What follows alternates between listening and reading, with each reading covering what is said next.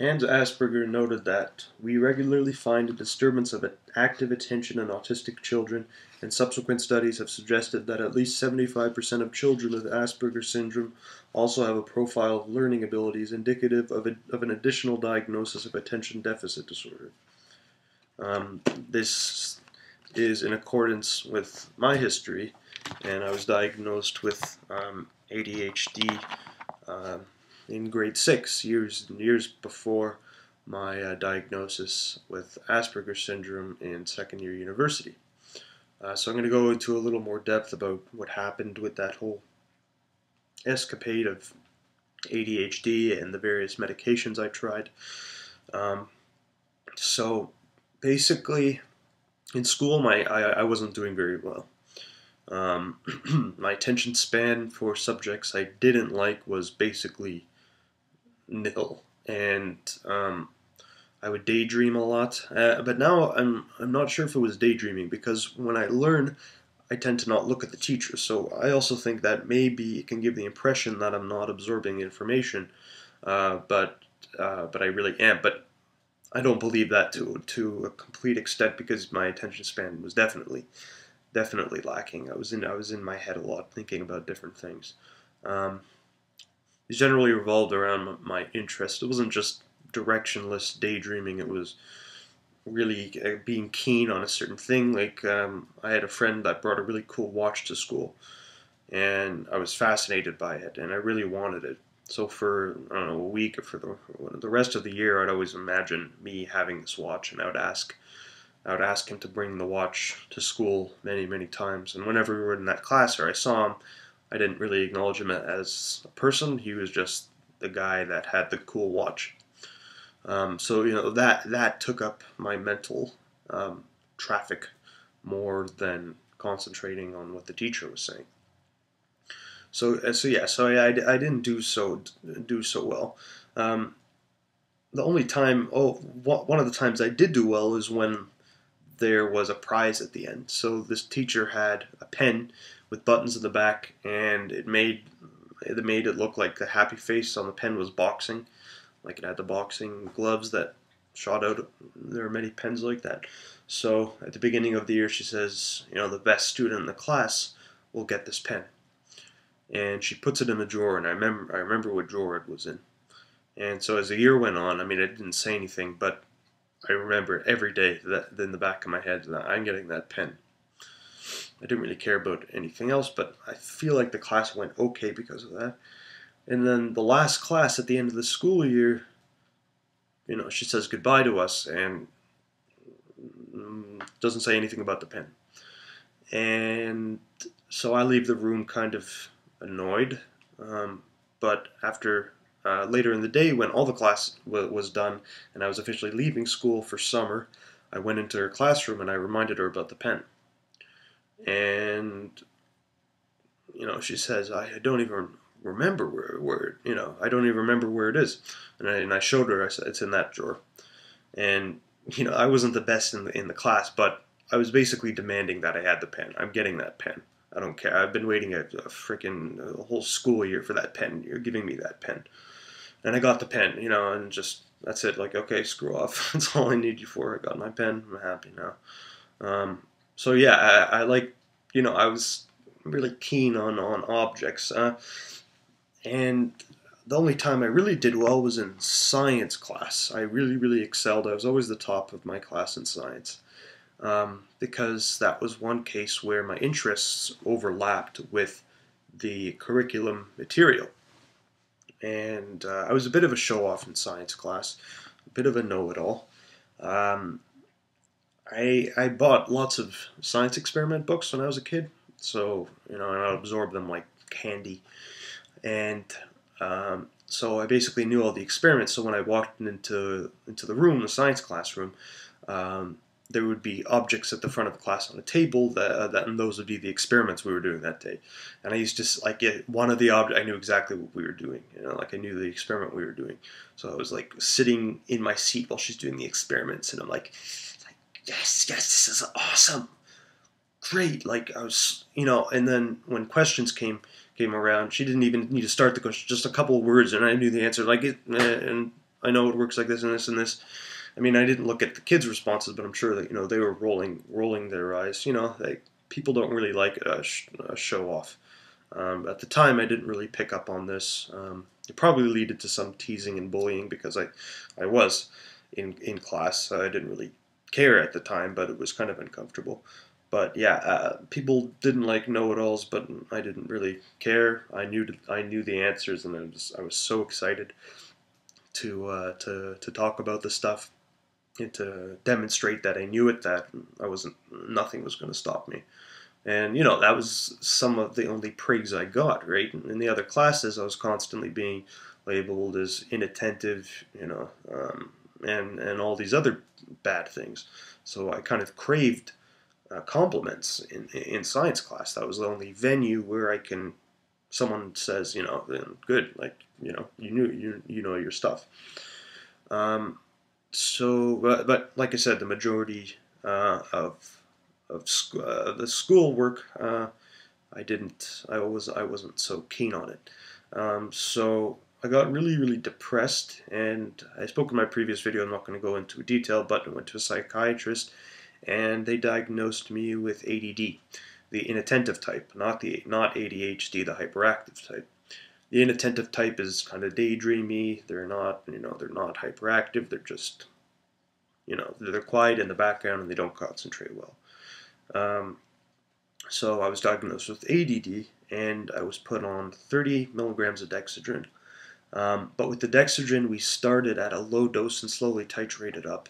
So I really didn't feel the stimulant effects of the dexedrine, especially when you're a kid. I think generally kids don't concentrate on their mental framework or their mental status, really. So they don't really notice differences in cognition or how they act. So on dexedrine, when we were titrating up, I noticed absolutely nothing. At least, like I didn't feel anything. But a girl that sat beside me says, you don't get up and go to your bag to have juice boxes anymore. Because I used to get up and go to the back of the class, open my bag, and get juice boxes. So she says, I don't do that anymore. And it was interesting that, no, I really didn't. And it was only later that I realized that I wasn't fidgeting as much. And I used to doodle all the time with pen or pencil on the side of pages and just make all these doodles. I also wasn't doodling. So I guess I was paying more attention. So I don't know if it was the actual stimulant drugs or if it was just the tutors that I'm getting or if it was a mixture of the two. But nevertheless, it helped my depression because that was the intention, one of the intentions for the stimulant medications, and that was an expectation of my parents and my doctor that this would help depression. So when you're a kid, you're easily influenced by that stuff, and of course it helped my depression. But to be honest, I think under the surface, not really. So after that, I was on dexedrine 30 milligrams for about a year, and then we moved on to Adderall, which was the newer drug, the stronger one. I don't know my doctor, but he was switching a lot of his patients from dexedrine to Adderall.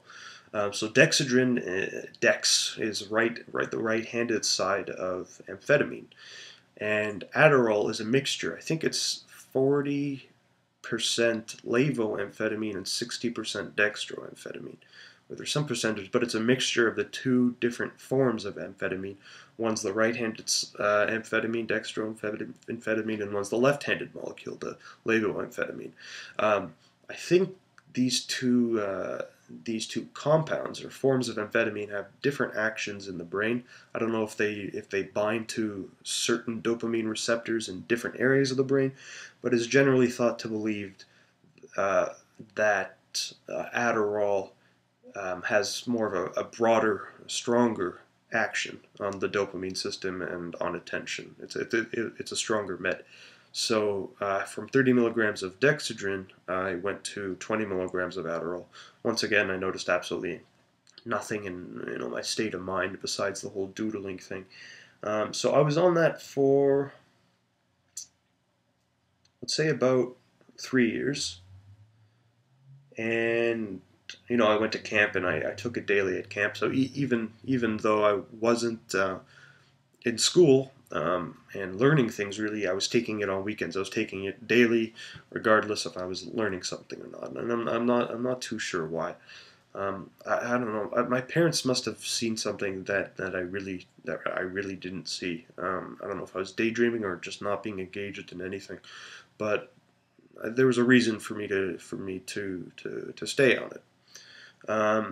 But with Adderall, I think some lawsuits came about where kids, when they were on high doses, were having cardiac arrest. So that freaked out my parents, and we withdrew from the Adderall.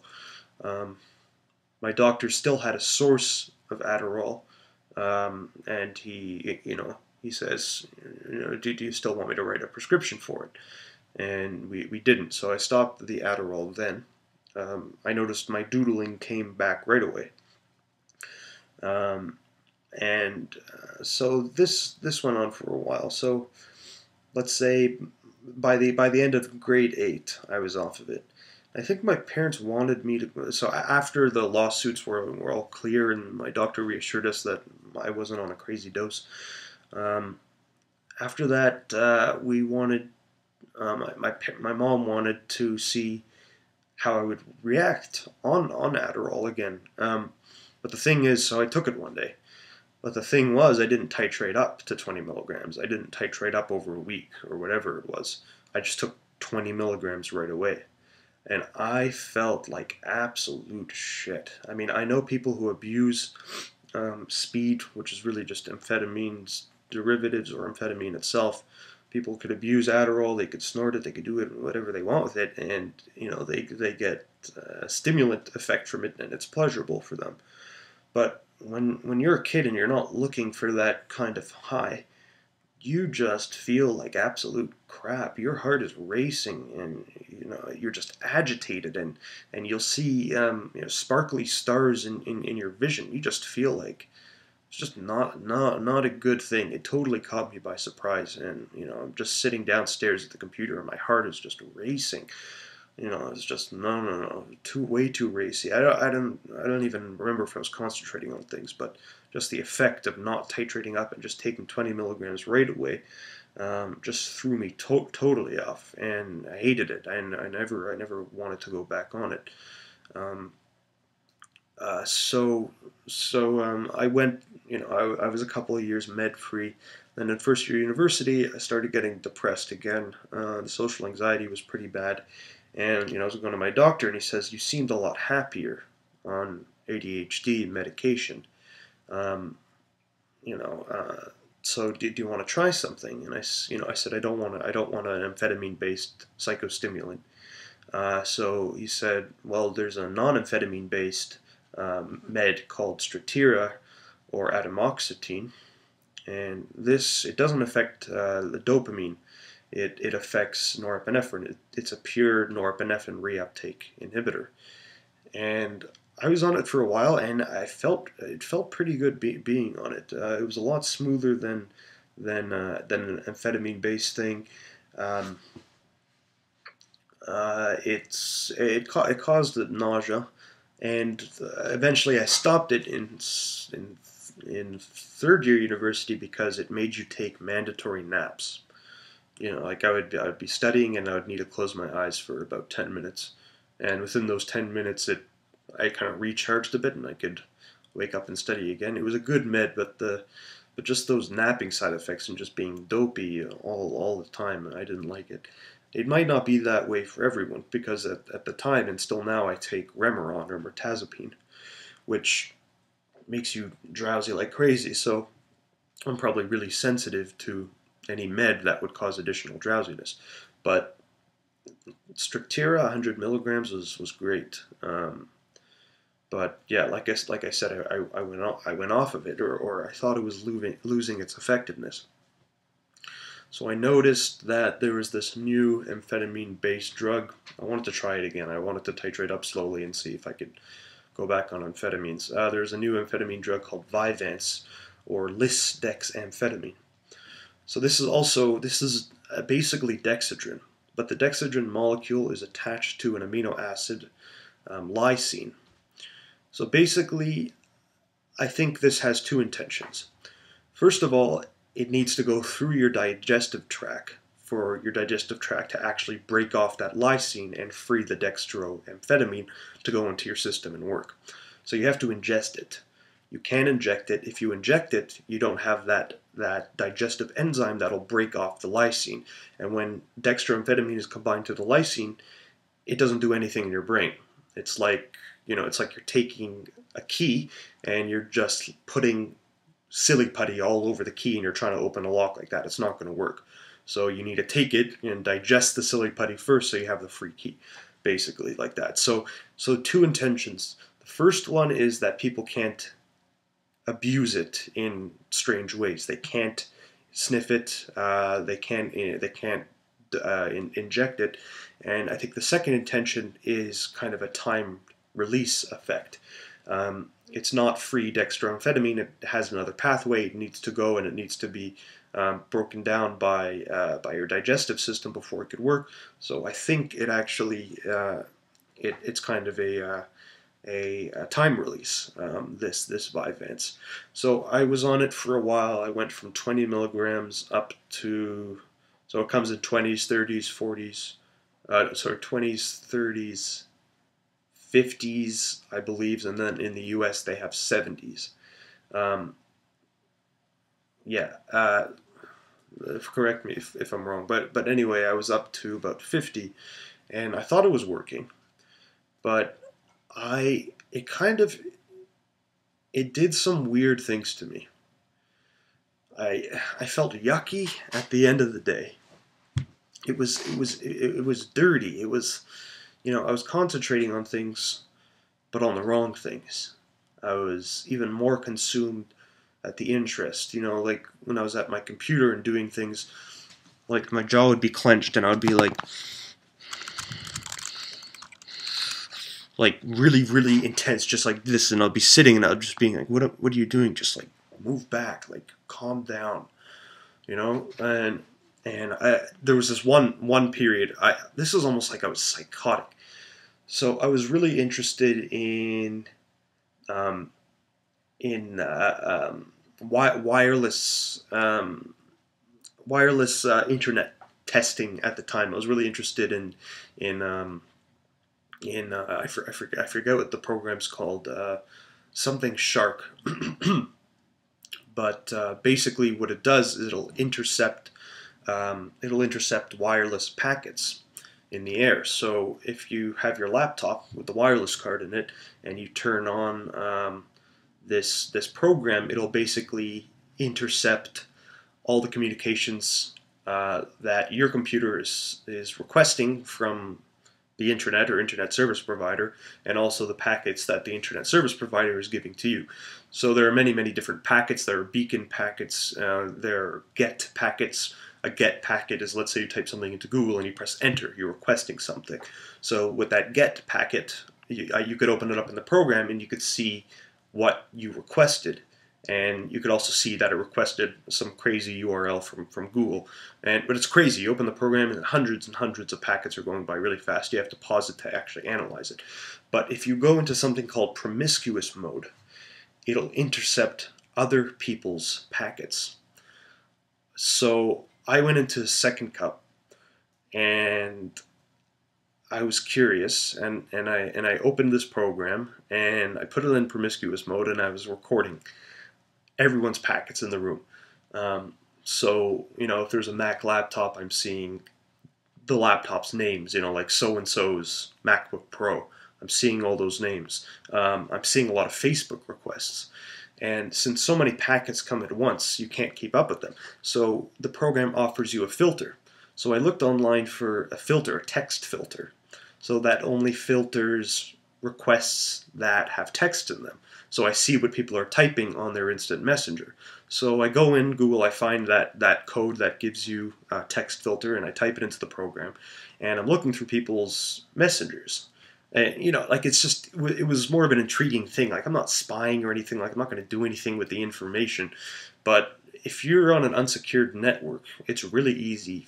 It's simple for someone to intercept exactly what you're doing. So you want to use something like Tor. But anyway, the point of the story is I was on Vyvanse at this time. And I was thrilled with this. It was like wonderful.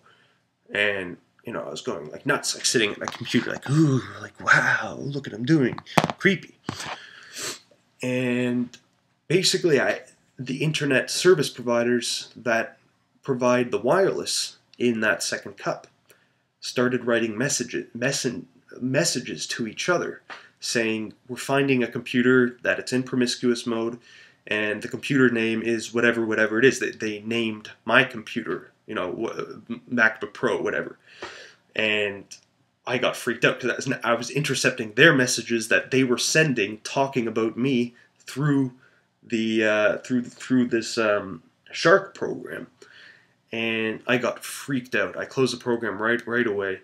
You know, like that's it. Like I thought they were gonna arrest me. Like I thought, like I went home and I was just shaking, and I told my roommates, and I'm like, you're gonna think I'm nuts, but I feel like there's gonna be a policeman like right outside our door at any moment, and I was really like freaked out. I was like super paranoid.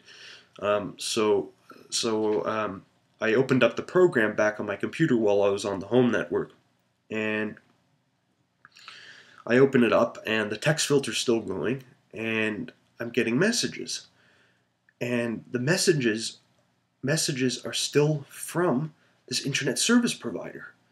I'm still getting their things saying, this guy has searched on Google. This guy searched, you know, text filter on Google. He's looking at my whatever they are. They're talking about my searches, and I'm at home and I'm on my home network, so I have no idea how they're doing this. There must be a cookie or something on my computer, but I'm super paranoid. I get home and I open it up, and still things are going. You know, like it's just horribly freaked out. So that was on Vyvanse. I don't, you know, and I went off of it right away. It was making me super paranoid. It was making me almost psychotic. And, you know, that's it. I'm done with the whole amphetamine-based ADHD medications. And I still have attention problems. I still have executive function problems. But, well, that's where I am right now with this whole ADHD thing. And once again, you know, Asperger's syndrome probably defines me much better than the ADHD diagnosis, so I'm not too sure if I have the ADHD or the Asperger's, or like the book said, 75% of the people meet the criteria for ADHD. Anyway, it's confusing. I'm not sure what to make out of it, and yeah, that's where I am now. Thanks for watching.